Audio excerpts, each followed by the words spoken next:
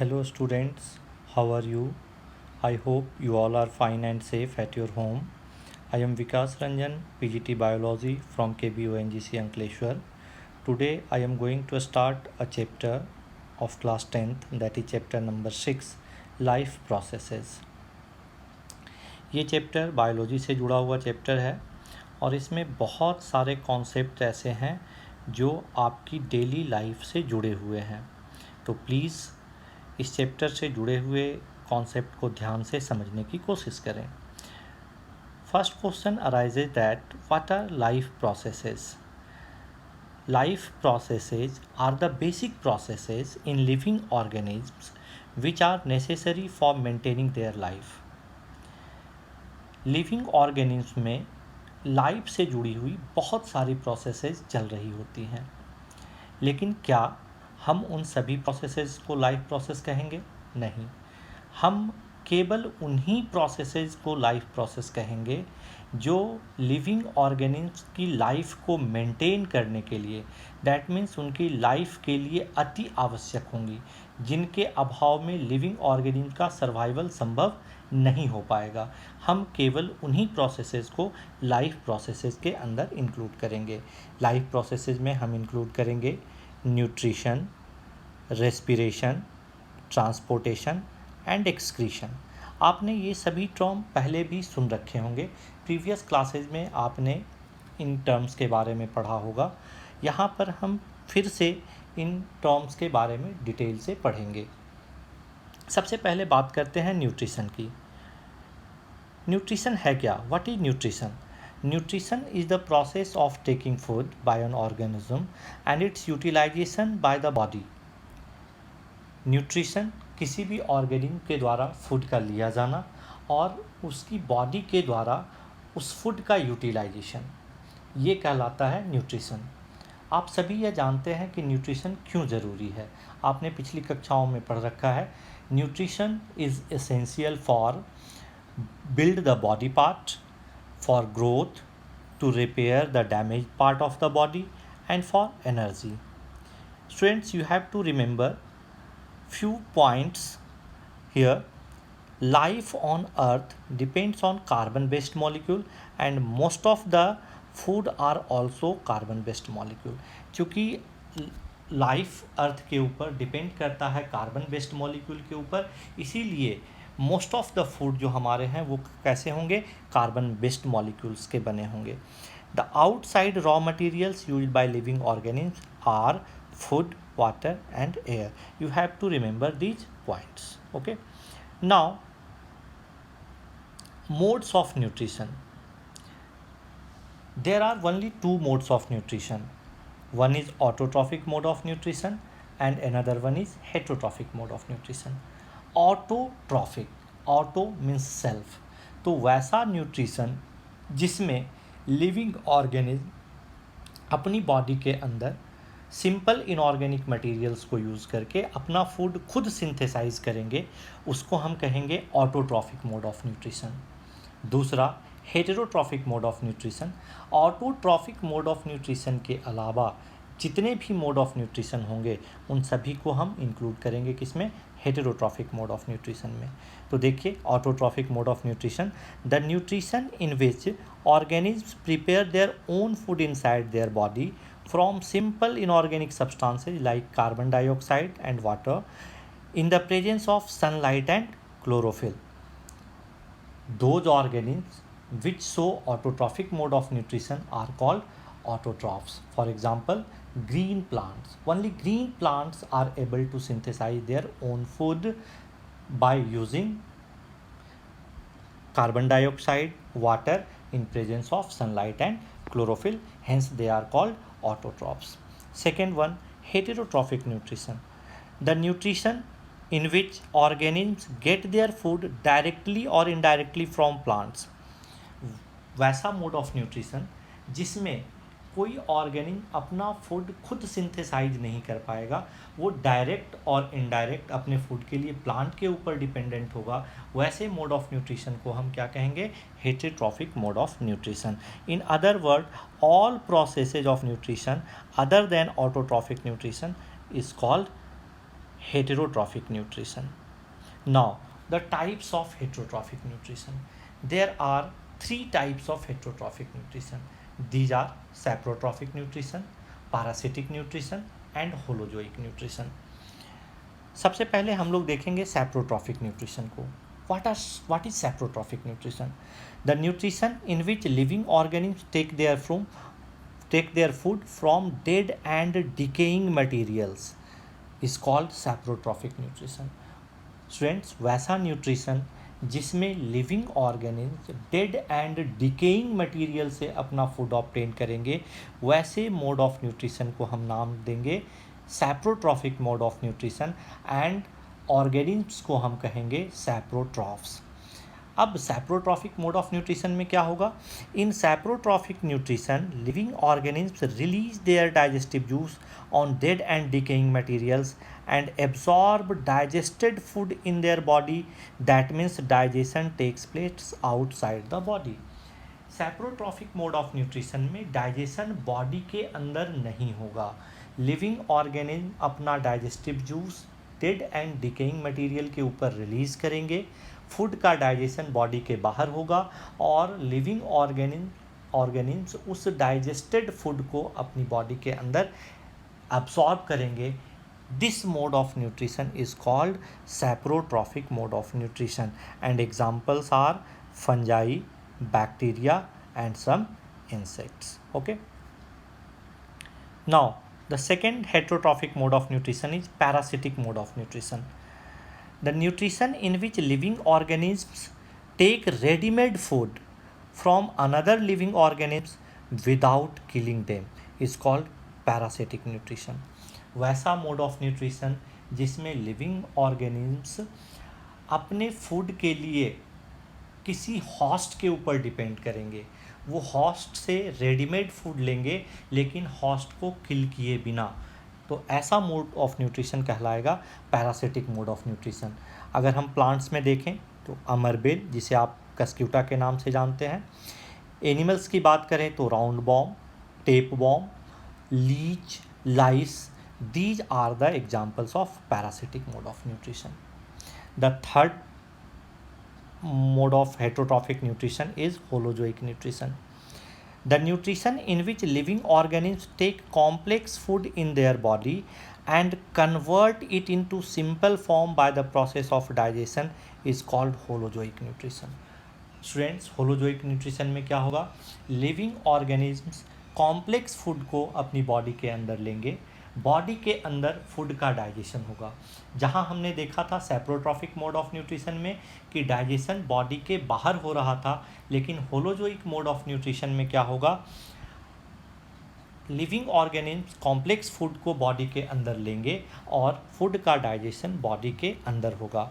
Example, most of the living organisms नहीं, most of the living animals, जितने भी animals हैं उनमें से कुछ को छोड़ करके मैक्सिमम एनिमल्स में जो न्यूट्रिशन मिलेगा वो कैसा होगा? Holozoic mode.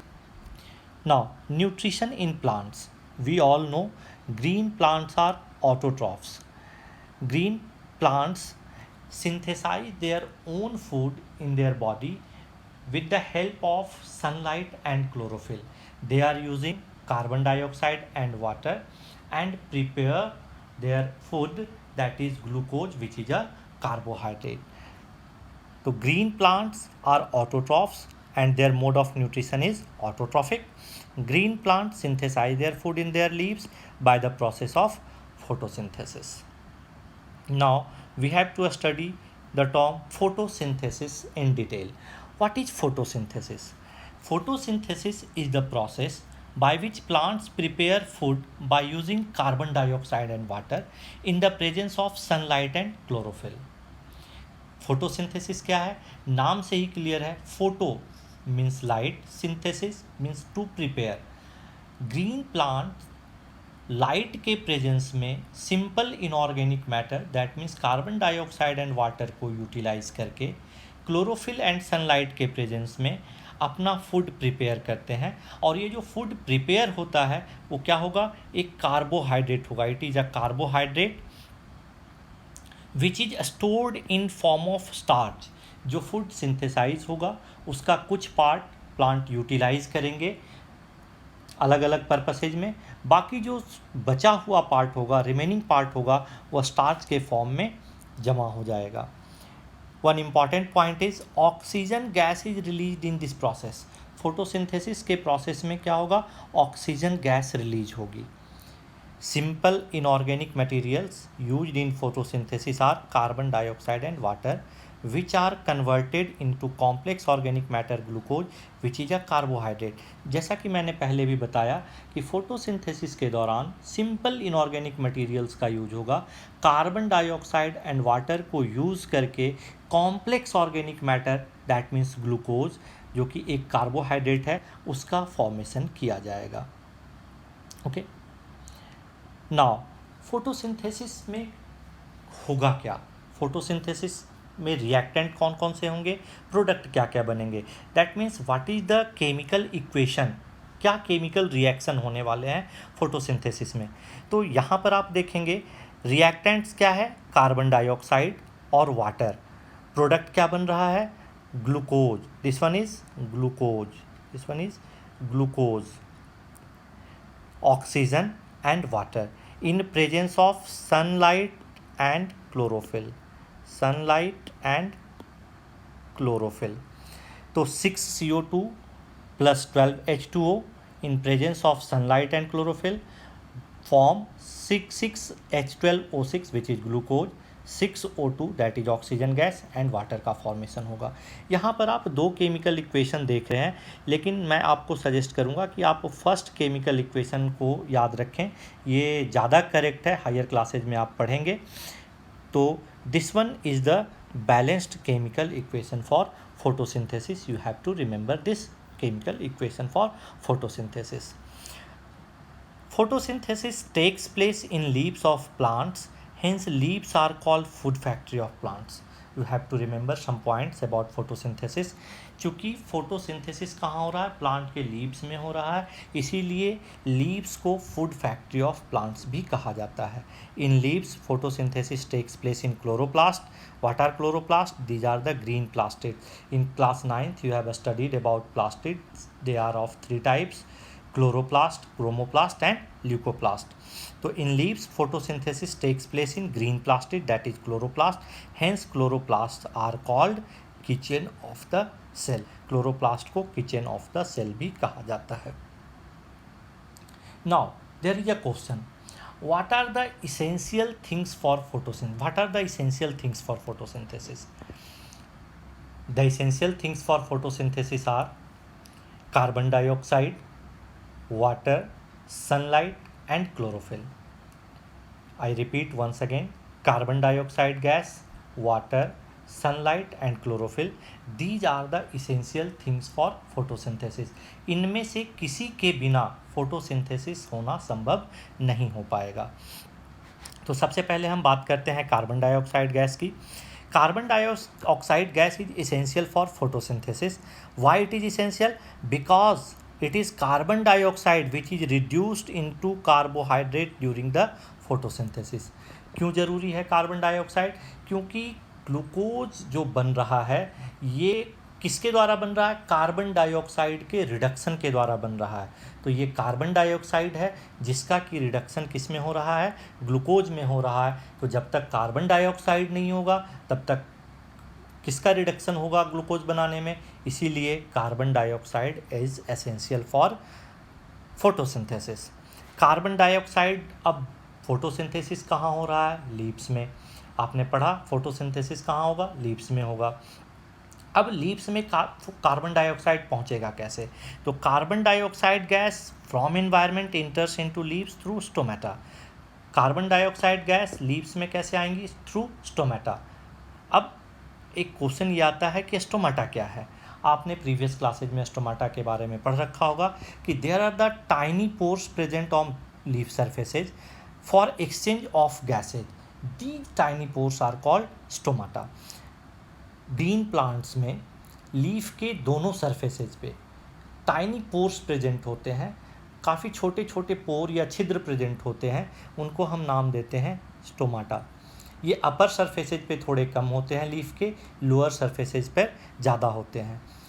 स्टूडेंट्स, आपको स्टोमाटा का स्ट्रक्चर डिटेल में पढ़ना है, क्योंकि ये एग्ज़ाम के लिए भी इम्पॉर्टेंट है कि स्टोमाटा कैसे बनता है, एक स्टोमाटा के स्ट्रक्चर में क्या क्या होगा। तो each stomata has a pair of guard cell. हर स्टोमाटा में क्या होगा, गार्ड सेल होगा। स्टोमाटा दोनों तरफ से गार्ड सेल से घिरा हुआ होगा, which controls the opening and closing of a stomatal pore. ये गार्ड सेल होगा जो स्टोमाटा के ओपनिंग एंड क्लोजिंग को कंट्रोल करेगा।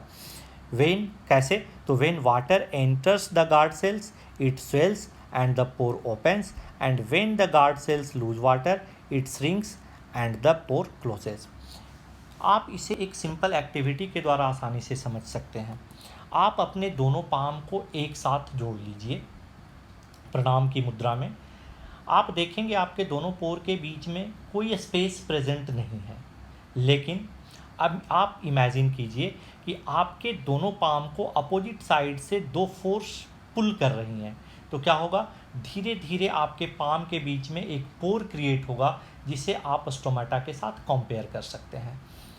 आप पढ़ेंगे हायर क्लासेज में, जो गार्ड सेल्स होते हैं, गार्ड सेल्स का जो इनर मेम्ब्रेन होता है वो थिक होता है in comparison to the outer membrane. जब वाटर गार्ड सेल्स में इंटर होती हैं तो गार्ड सेल्स स्वेल करती हैं।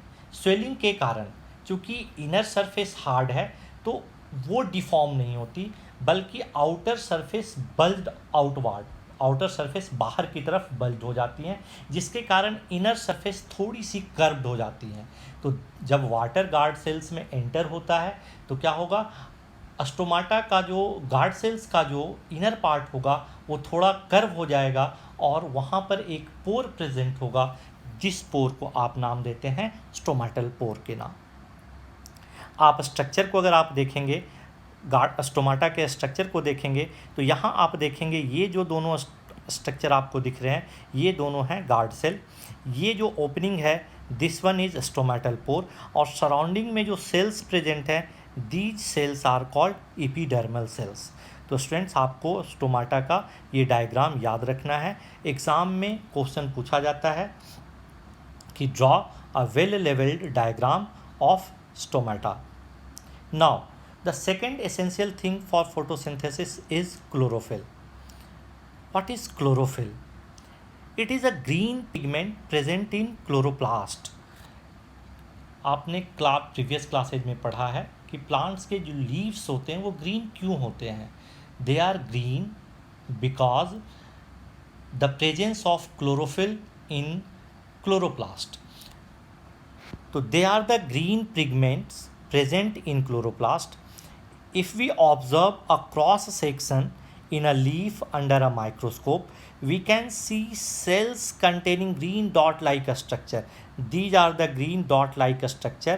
These are chloroplasts, which are filled with a green pigment which is called chlorophyll. Now, there is a question. What is the role of chlorophyll in photosynthesis? हमने कहा कि chlorophyll photosynthesis के लिए essential है, but what is the role? It is chloroplast which absorbs solar energy during photosynthesis for photolysis of water. Students, हम आगे पढ़ेंगे processes of photosynthesis. वहाँ हम देखेंगे फोटोलिसिस ऑफ वाटर। वाटर की स्प्लिटिंग होती है हाइड्रोजन गैस और ऑक्सीजन गैस में। ये स्प्लिटिंग कंडक्ट की जाती है सोलर एनर्जी के द्वारा, और ये जो सोलर एनर्जी सन से आ रही है इनको अब्जॉर्ब करने का काम करती है क्लोरोफिल। इसीलिए फोटोसिंथेसिस के लिए क्लोरोफिल अति आवश्यक है। तो it is chlorophyll which absorbs solar energy during photosynthesis for photosynthesis of water. Now, photosynthesis के लिए आपने ये समझा कि क्लोरोफिल क्यों आवश्यक है, क्योंकि वाटर की स्प्लिटिंग हो रही है। नेक्स्ट इम्पॉर्टेंट थिंग या essential thing for photosynthesis is water. Water is also essential for photosynthesis. Why? The oxygen gas released during photosynthesis comes from water, and hydrogen from water is used for reduction of carbon dioxide into carbohydrate. Actually photosynthesis में हो क्या रहा है? Photosynthesis में mainly हो ये रहा है कि कार्बन डाइऑक्साइड का रिडक्शन हो रहा है ग्लूकोज में, कार्बोहाइड्रेट में, और रिडक्शन के लिए क्या चाहिए? हाइड्रोजन गैस चाहिए, और ये हाइड्रोजन गैस कहाँ से आ रही है? वाटर से। तो इसीलिए फोटोसिंथेसिस के लिए वाटर का प्रेजेंट होना अति आवश्यक है। अब आपने ये पढ़ा कि वाटर एसेंशियल है, बट वाटर लीव्स तक पहुंचेगा कैसे? तो water is absorb by root of plants from soil and it is transported by xylem to the leaves. आपने प्रीवियस क्लासेज 9th क्लास में कंडक्टिव टिश्यूज़ के बारे में पढ़ा होगा, जाइलम एंड फ्लोएम के बारे में। तो xylem is a tissue which conducts water from root to different parts of the plant. तो जाइलम रूट से वाटर को लीव्स तक पहुंचाने का काम करेगा। Okay, the last essential thing for photosynthesis is sunlight. Sunlight is essential for photosynthesis. Why? Because the solar energy is used for breaking of water into oxygen and hydrogen. आपने पढ़ा कि water की splitting हो रही है, but water की splitting कैसे हो रही है? तो जो सोलर एनर्जी सन से आ रही है, क्लोरोफिल उसको अब्जॉर्ब करता है और उसको केमिकल एनर्जी में कन्वर्ट करता है, और वाटर की स्प्लिटिंग होती है। तो इसलिए water, sunlight is also essential for photosynthesis. Now process या steps of photosynthesis, it is very very important for your examination, very important for your examination. The steps of photosynthesis can be divided into 3 main steps. First one, absorption of solar energy by chlorophyll. सबसे पहला काम क्या होगा? सन से जो solar energy आ रही है, chlorophyll उसको एब्जॉर्ब करेगा। Second, conversion of light energy into chemical energy and a splitting up of water molecules into hydrogen and oxygen. Solar energy, अब फर्स्ट स्टेप में सोलर एनर्जी का एब्जॉर्प्शन हो गया क्लोरोफिल के द्वारा। अब उस एनर्जी का यूटिलाइजेशन होगा और वाटर को स्प्लिट कर लिया जाएगा हाइड्रोजन एंड ऑक्सीजन में। Final step, reduction of carbon dioxide by hydrogen to form carbohydrate. आपने देखा react balanced chemical equation of photosynthesis, CO2 plus H2O। Carbon dioxide में कोई हाइड्रोजन नहीं है। आपने first chapter oxidation and reduction में पढ़ा, फर्स्ट चैप्टर में, कि addition of a hydrogen is called reduction. तो कार्बन डाइऑक्साइड में हाइड्रोजन ऐड होगा और कार्बन डाइऑक्साइड का रिडक्शन हो जाएगा ग्लूकोज में। तो this is the last step of photosynthesis. So you have to remember the 3 main steps of photosynthesis. First one is absorption of sunlight by chlorophyll. Second one, conversion of light energy into chemical energy and the splitting up of water molecule into hydrogen and oxygen. And third one is reduction of carbon dioxide by hydrogen to form carbohydrate या glucose. Now ये photosynthesis हो क्यों रहा था? Plants के food को synthesise करने के लिए, और प्लांट्स का फूड क्या है? Glucose, which is a carbohydrate. तो the main product of photosynthesis is glucose. जो फोटोसिंथेसिस का मेन प्रोडक्ट है वो क्या है? ग्लूकोज। फोटोसिंथेसिस हो ही ग्लूकोज के प्रोडक्शन के लिए रहा है, which is further utilised in respiration for release of energy. Plants को भी डिफरेंट पर्पसेस के लिए एनर्जी की ज़रूरत होती है।